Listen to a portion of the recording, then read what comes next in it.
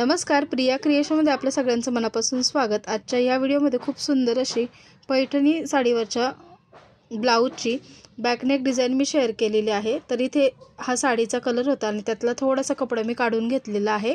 कॉन्ट्रास्टमध्ये खूप सुंदर अशी डिझाइन ह्याच्यावर तयार झालेली आहे आणि काठाचा भाग सुद्धा कट करून घेतलाय। हा मी बॅक पार्ट कट करून घेतलाय आणि मेन फॅब्रिकचा पीस आहे तो सुद्धा कटिंग करून घेतलाय। बॅक पार्ट मी अस्तरवर कटिंग करून घेतलेला आहे। ब्लाऊजची पूर्ण उंची आहे 12.5 इंच, त्याच्यामध्ये 1 इंच वाढून घेतला, 13.5 इंचावर मार्किंग करून घेतलं। 28 साइजचा हा ब्लाऊज आहे। 10 इंच गळा घेतलाय, 9.5 इंच तयार होईल। 2 इंच गळा रुंदी घेतलेली आहे। बॉटमला 2.5 इंच गळा रुंदी घेतलेली आहे। शोल्डर घेतलेला आहे 5 इंच आणि आर्महोल घेतलेला आहे 5.5 इंच।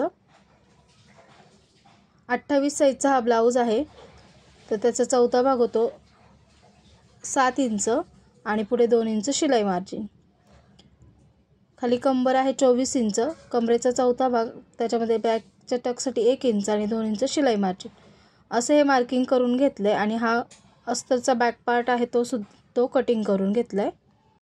एका बाजूला जे गळ्याचं मार्किंग केलं होतं ते दुसऱ्या बाजूला प्रेस करून घेण्यासाठी असं मध्ये फोल्ड करून घेतलं आणि याला थोडंसं प्रेस करून घेतलं, म्हणजे हे खडूचं मार्किंग दुसऱ्या बाजूला सुद्धा लाईटली येईल आणि त्याच्यावर ते डार्क करून घ्यायचं आहे। तर असा हा बॉक्स ड्रॉ करून घेतला। यामध्ये गळ्याचा आकार देऊन घेतला, तर बघू शकता असं इथे दाखवले त्याप्रमाणे मी गळ्याचा आकार देऊन घेतला। खाली हे मेन फॅब्रिक सरळ ठेवून घेतले, त्याच्यावर हा अस्तरचा पीस ठेवून घेतलाय आणि गळ्याचा जसा आकार आहे त्याप्रमाणे हे स्टिच करून घ्यायचे। इथे तुम्हाला हवं असल्यास साइडने पिना लावून घेऊ शकता, म्हणजे ते व्यवस्थित स्टिच करता येईल। तर जसा गळ्याचा आकार आहे त्याप्रमाणे हे स्टिच करून घेतलं। खालच्या बाजूने सुद्धा अर्धा इंचाचं मार्जिन ठेवून कमरेच्या बाजूने स्टिच केलं। गळ्याकडे पाव इंचाचं एक्स्ट्राचं कापड ठेवून एक्स्ट्राचं आतमधलं फॅब्रिक कट करून घेतलं आणि त्याच्यावर छोटे छोटे नॉचेस देऊन घेतले। आता हे पलटी करून घेतले, तर व्यवस्थित हे पलटी करून घ्यायचं आणि जसा गळ्याचा आकार आहे त्याप्रमाणे दाब शिलाई देऊन घ्यायची आहे। त्याच्यानंतर कमरेची जी बाजू आहे तिथे सुद्धा दाब शिलाई देऊन घेतली। आता जे अस्तर आहे ते मेन फॅब्रिकला चारही बाजूंनी जोडून घ्यायचं आहे आणि जे एक्स्ट्राचं मेन फॅब्रिक आहे ते कटिंग करून घ्यायचं आहे। अस्तर जोडताना व्यवस्थित एकसारखा हात ठेवत ते जोडून घ्यायचे, मध्ये घोळ वगैरे आला नाही पाहिजे। त्याच्यानंतर आता एक्स्ट्राचं फॅब्रिक कट करून घेतलं। हा असा हा बॅक पार्ट आपला तयार झाला। याला आता इथे मी नॉट लावून घेणार आहे गोल्डन कलरची। तर पहिल्यांदा नॉट लावायची आहे आणि मग लेस लावायची आहे। तर वरून मी 3.25 इंचावर मार्किंग केलं आणि दोन्ही बाजूने इथे नॉट लावून घेतलेले आहे। त्याला लॉक करायची शिलाई 2-3 वेळा, म्हणजे ती व्यवस्थित बसते। आता ह्याच्यावर लेस लावून घेतलेली आहे गोल्डन कलरची। तर बघू शकता इथे दाखवले त्याप्रमाणे मी लेस लावून घेतेय आणि लेसवर डबल शिलाई देऊन घ्यायची, त्यामुळे ती छान सेट होते। इथे कट करून घेतली, एवढीच लावून घ्यायची आहे।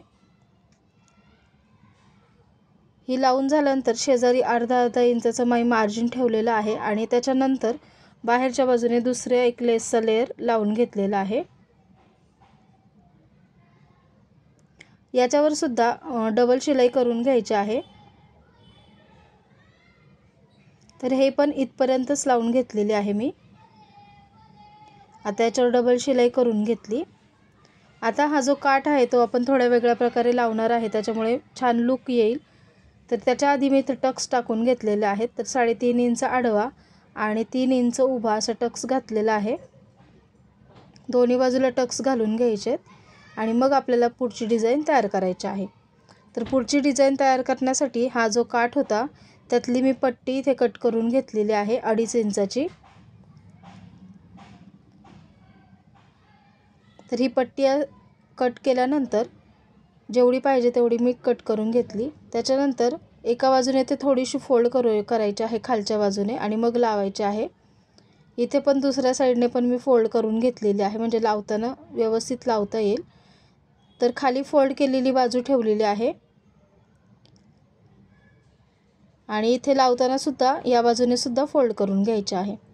तर व्यवस्थित हलक्या हाताने, अजिबात ओढायची नाहीये। इथे स्ट्रेट ही मी पट्टी लावून घेतलेली आहे आणि एका बाजूने त्याला शिलाई करून घेतली।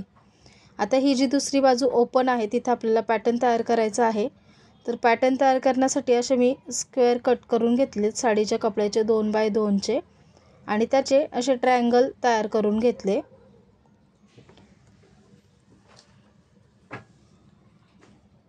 असे मी बरेचसे ट्रायंगल तयार करून घेतले।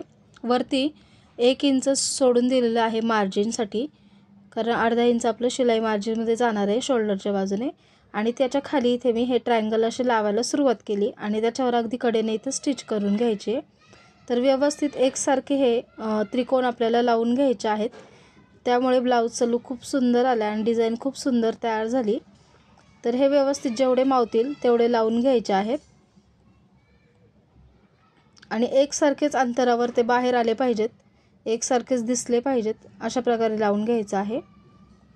तर इथे जेवढे मावले तेवढे मी लावून घेतलेले आहेत। त्यानंतर खाली कमरेच्या बाजूला सुद्धा लेस लावून घेतलेली आहे आणि आता हे जे त्रिकोण आहेत त्याच्यावर त्याच्या टोकांवर एक गोल्डन कलरचा मणी लावून घेतलेला आहे। तर इथे 4 बाय 4चा चौकोन कट करून घेतला लटकन बनवण्यासाठी, दोन्ही बाजूचे 2 लटकन बनवण्यासाठी 2 चौकोन कट करून घेतले आणि त्याला असं त्रिकोणी फोल्ड करून मध्ये नॉट ठेवून इथे शिलाई करून घेतली। तर हे असे लटकन पण आपले तयार झालेले आहेत। आता हे जे त्रिकोण आहेत त्याच्यावर गोल्डन कलरचा एक मणी मी इथे स्टिच करून घेतलेला आहे। 4 पदरी दोरा ओवून घेतलेला आहे आणि हे जे त्रिकोण आहेत त्याच्या टोकांवर अगदी हे मणी लावून घ्यायचे। त्याला 2 वेळा स्टिच करायचं म्हणजे ते निघणार नाही आणि तसाच दोरा पुढे कंटिन्यू केलेला आहे। तर अशा प्रकारे सर्व त्रिकोणांवर हे मणी लावून घेतलेले आहेत। याच्यामुळे या ब्लाऊजचा लुक खूप सुंदर आलेला आहे।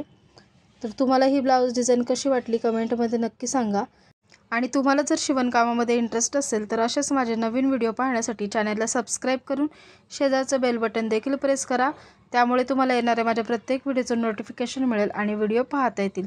तर खूप सुंदर अशी ही ब्लाऊज डिझाइन तयार झालेली आहे।